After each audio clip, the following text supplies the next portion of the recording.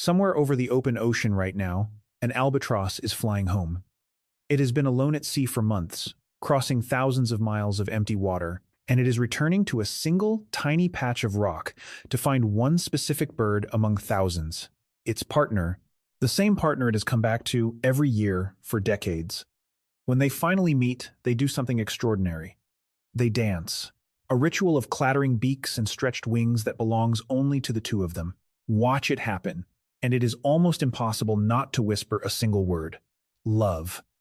But is that what it really is? Or are we, the hopeless romantics of the animal kingdom, just painting our own hearts onto a bird? Do animals actually fall in love, the way we mean it?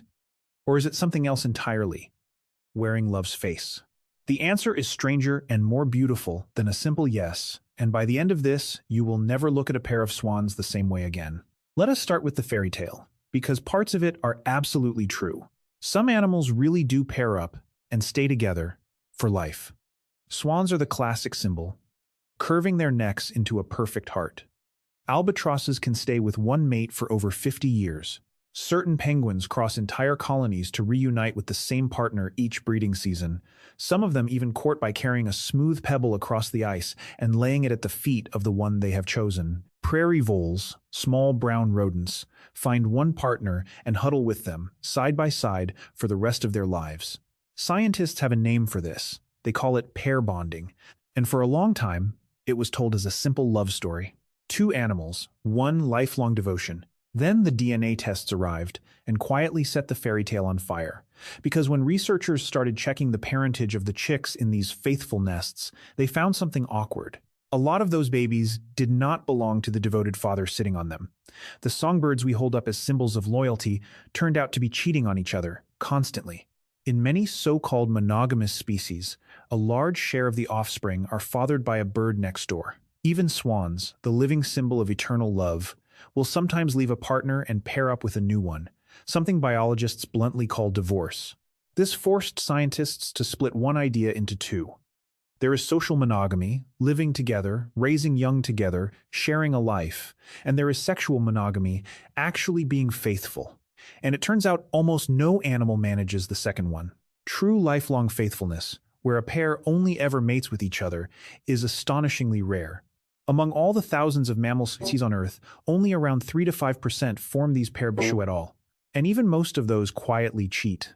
So, if devotion is this rare and this messy, we are left with a much deeper question. For the few animals that do bond, that do choose one partner and stay, what is actually happening inside them? And this is where the story stops being about romance and becomes about chemistry. Meet the real hero of this video, the prairie vole. This unremarkable little rodent has taught us more about love than almost any creature on Earth. Because prairie voles form intense, lifelong bonds. They mate and then they stay, grooming each other, raising pups, huddling together against the world. But right next to them lives a close cousin, the montane vole. The montane vole is a loner. It mates and it leaves. No bond, no partner, no home. Two nearly identical animals, one devoted for life, one that feels nothing at all. And the entire difference comes down to a tiny handful of chemistry in the brain.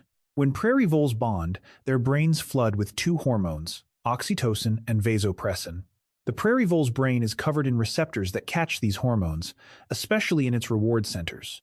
So when it is with its partner, it feels the chemical equivalent of deep, warm reward. Being together feels good, being apart feels wrong. The montane vole has almost none of those receptors in the same places. The same hormones wash over its brain, and nothing happens. There is no reward, so there is no bond. And here is the part that should stop you cold. In one experiment, scientists took the loner voles and increased those receptors in the reward system of their brains, and the lifelong bachelors began to bond. Change a few receptors in a rodent's brain, and you can install devotion in an animal that was born to feel none. Love, in other words, was not a decision. It was not a feeling the animal chose.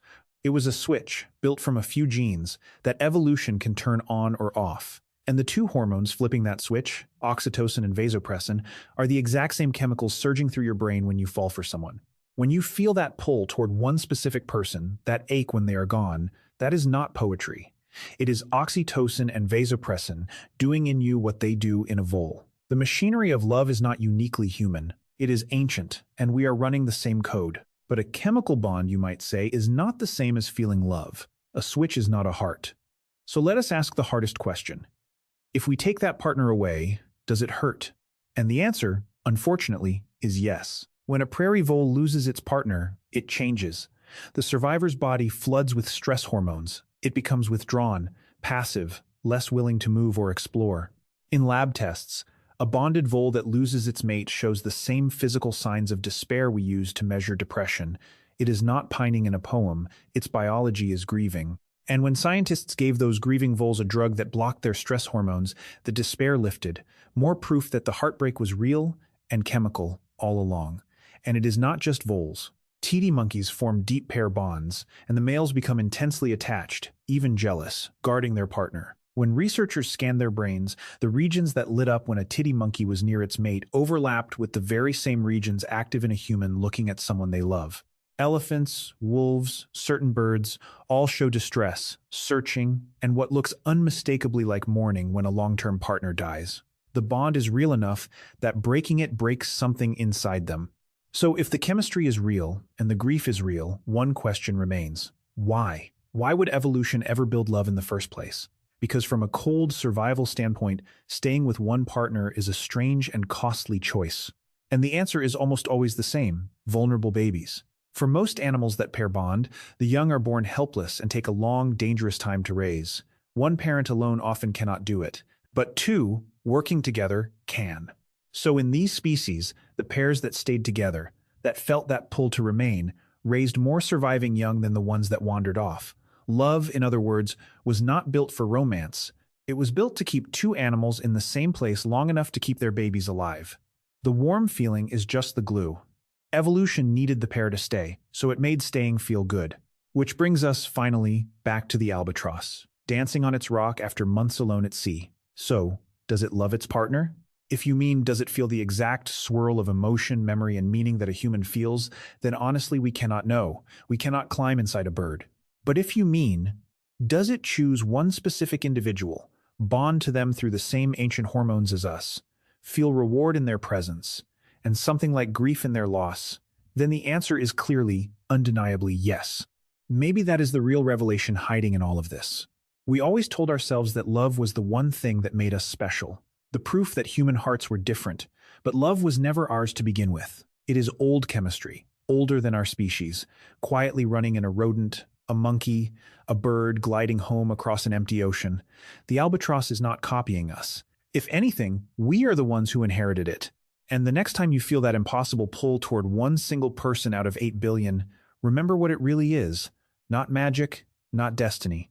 Just the oldest trick evolution ever learned, to make two creatures stay, told once more, in you.